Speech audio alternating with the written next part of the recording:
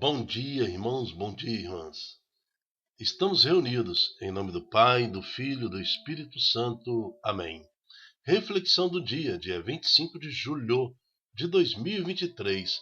São Tiago Maior, apóstolo, festa, terça-feira, cor litúrgica vermelho. Santo do dia, São Tiago Maior, primeiro apóstolo mártir. Primeiro apóstolo, e não primeiro cristão mártir, né? Primeiro apóstolo. Então, São Tiago, ele que morreu rapidamente no ano 42, logo após a morte de Jesus, ele foi evangelizar na Europa e ao voltar para Israel, num tempo de Páscoa, foi morto pelo rei Herodes. São Tiago Maior, primeiro apóstolo a morrer pelo amor em Cristo. Dai-nos a fé necessária para sermos tão íntimos do Senhor como tu fostes. Amém. São Tiago Maior, rogai e intercedei por nós. O salmo responsório de hoje é o Salmo 125. Os que lançam a semente entre as lágrimas ceifarão com alegria. Então queremos consagrar a Deus agora, pelo nome de Jesus, a nossa vida ao Senhor. Nós que ceifamos em lágrimas, às vezes sofremos pelos filhos, os filhos sofrem pelos pais, e em lágrima a família vai semeando dia a dia a sua natureza, né? Transformando sua natureza meramente carnal na visão espiritual da fé, na esperança da ressurreição. Os que lançam a semente entre lágrimas ceifarão com alegria. Quando o Senhor reconduziu nossos cativos, parecíamos sonhar. Encheu-se de sorriso nossa boca, nossos lábios de canções. Aos que lançam a semente entre lágrimas ceifarão com alegria. Estamos reunidos em nome do Pai, do Filho e do Espírito Santo. Amém.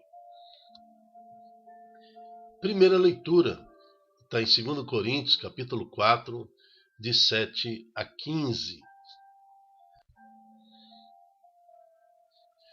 Leitura da carta de São Paulo aos Coríntios. Irmãos, trazemos esse tesouro em vaso de barro. Então ele está falando do nosso corpo, de todo o nosso ser. Então nós somos, cada um de nós, um tesouro, principalmente aquele homem e mulher que se consagrou a Jesus Cristo através do batismo. Somos um tesouro, algo precioso aos olhos do Senhor, mas estamos contidos em vaso de barro, para que todos reconheçam que este poder extraordinário vem de Deus e não de nós. Somos afligidos de todos os lados, mas não vencidos pela angústia, postos entre os maiores apuros, mas sem perder a esperança, perseguidos, mas não desamparados, derrubados, mas não aniquilados. Por toda parte e sempre levamos em nós mesmos os sofrimentos mortais de Jesus, para que também a vida de Jesus seja manifestada em nossos corpos. De fato, nós, os vivos, somos continuamente entregues à morte. Por que ele fala que nós, os vivos? Porque Paulo já vive a sua vida espiritual. Ele já abandonou sua vida carnal.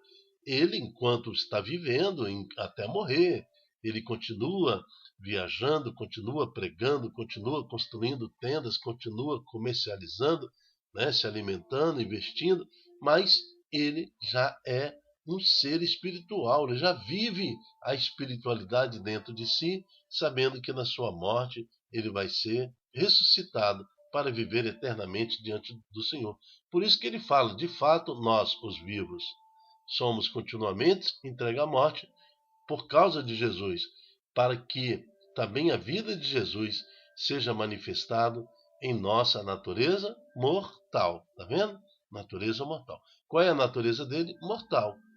Mas ele já chama ele de vivo. Ele se auto-chama de vivo, porque ele consegue enxergar em plenitude o seu espírito, o seu futuro espiritual. Assim, a morte age em nós, enquanto a vida age em vós. Todo o sofrimento dos apóstolos foi para o engrandecimento da igreja. E assim até os dias de hoje, né?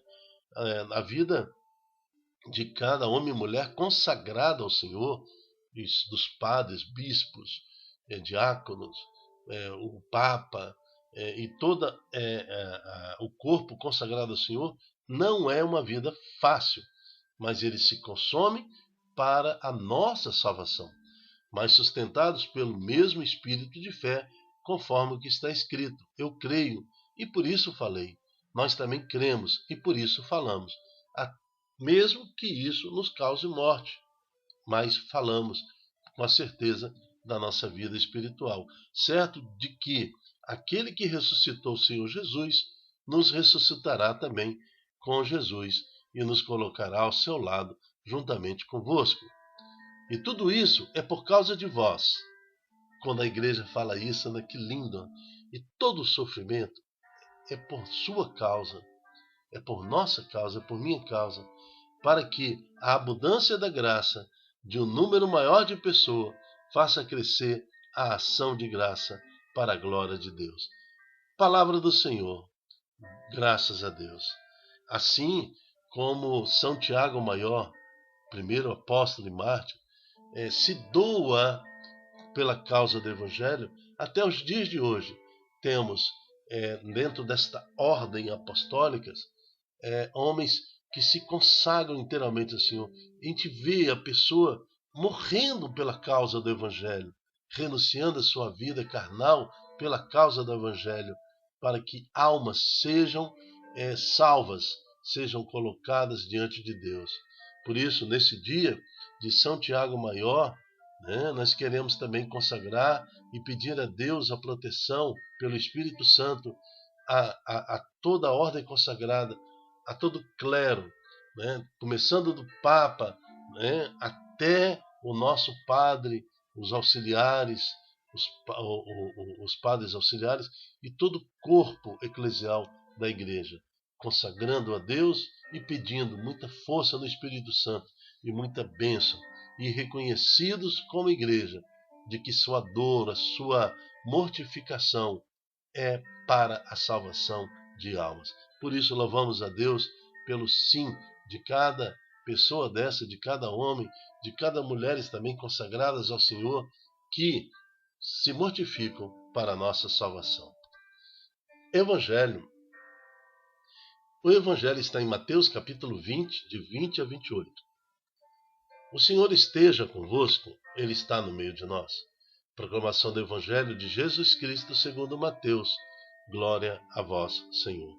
Naquele tempo, a mãe dos filhos de Zebedeu aproximou-se de Jesus com seus filhos e ajoelhou-se com a intenção de fazer um pedido. Jesus perguntou: "O que tu queres?" Ela respondeu: "Manda que estes meus 2 filhos se sentem no teu reino, um à tua direita e outro à tua esquerda." Entre os filhos de Zebedeu estava também Tiago, Então Tiago não é filho de Maria, não é filho de José, não é irmão de Jesus. Ele é filho de Zebedeu. Jesus então respondeu-lhes: "Não sabeis o que estáis pedindo. Por acaso podeis beber o cálice que eu vou beber?" Eles responderam, os filhos: "Sim, podemos." Talvez eles tenham respondido "podemos" por responder, ou então eles pensaram: "Tudo faremos, Senhor, mesmo que seja morrer para a causa do Evangelho." Talvez as respostas deles tenham sido conscientes. Então a resposta de Jesus também foi acolhedora. Então Jesus lhe disse: "De fato, vós bebereis do meu cálice." Ele falava da sua morte. Então os 2 filhos também estão ali diante da realidade de um dia até morrer pela causa do reino de Deus. "Mas não depende de mim conceder o lugar à minha direita ou à minha esquerda. Meu Pai é que dará esses lugares àqueles os quais Ele os preparou." Quando os outros 10 discípulos ouviram isso, ficaram irritados com os 2 irmãos. Jesus, porém, chamou-os e disse: "Vós sabeis que o chefe das nações tem poder sobre elas, e os grandes a oprimem. Assim é o reino dos homens. Assim é o governo dos homens. Todas as nações, todas, os grandes oprimem os pequenos. Em todas as nações, desde que a história é a história desse mundo, há a dominação do poder sobre a classe trabalhadora, a classe menos favorecida. Mas entre vós não deverá ser assim. Então ele está falando da igreja. Quem quiser tornar-se grande, torna-se o vosso servidor. Quem quiser ser o primeiro, seja o vosso servo. Pois o Filho do Homem não veio para ser servido, mas para servir e dar a sua vida como resgate em favor de muitos. Palavra da salvação, glória a vós, Senhor. Qual é o segredo por trás de 21 séculos de existência deste reino de Deus que chamamos de igreja? Porque é o único reino que se estende por 21 séculos. Os demais reinos, por exemplo, o romano, durou alguns séculos, né? Talvez 5, acho que foi 7 ou 8 séculos. Outros reinos duraram alguns séculos, 3, 4 séculos, e depois se dissiparam. Mas o reino de Deus, a igreja, já está há 21 séculos. E segundo a palavra de Deus e do próprio Cristo, é até os fins dos tempos. Será eterno para sempre. Mas qual é o segredo por detrás disso? Porque o padre, ele não é uma autoridade que domina e oprime, ele é o servo, né? Veja, a igreja, a cúria diocesana, tem um prédio. Ele tem um aglomerado de lajotas, cimentos, telhas, tubulação elétrica, piso. Mas quem é a igreja de fato? Quem mantém a igreja, o reino do Senhor? Somos nós. Somos nós. Então, o padre, o pároco e os padres auxiliares são os servos. Mas os servos que estão nutridos da palavra do Senhor, da presença do Espírito Santo, né? E, como eu já falei anteriormente, se mortificam para a nossa salvação.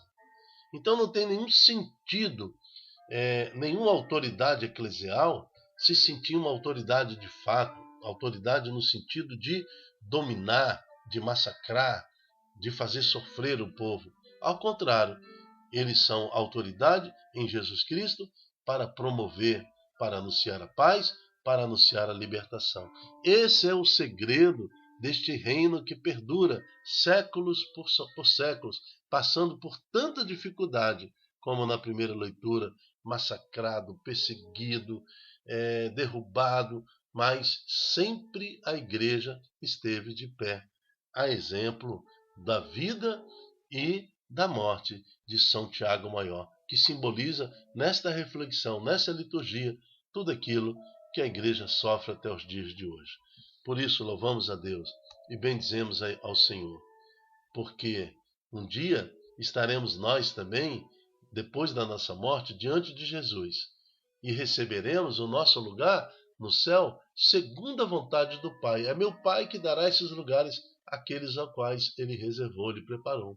E todos nós temos um lugar preparado, reservado pelo nosso Deus misericordioso, que pelo nome de Jesus há de nos ressuscitar, assim como ressuscitou o seu Filho Jesus. Louvamos e bendizemos ao Senhor. Os tempos são difíceis, mas vamos manter a nossa esperança firme, principalmente na igreja e em Cristo Jesus, porque o fim dos tempos estão chegando.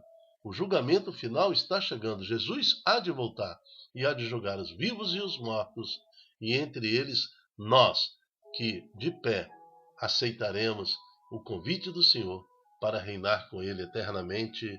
Amém. Eu me chamo Dilton Góes.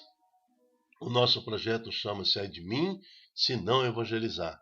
E eu quero convidar a você a ser um pregador, a ser um profeta do Senhor, um justo do Senhor, e receber hoje a bênção, a graça de ser um profeta, de ser um justo do Senhor.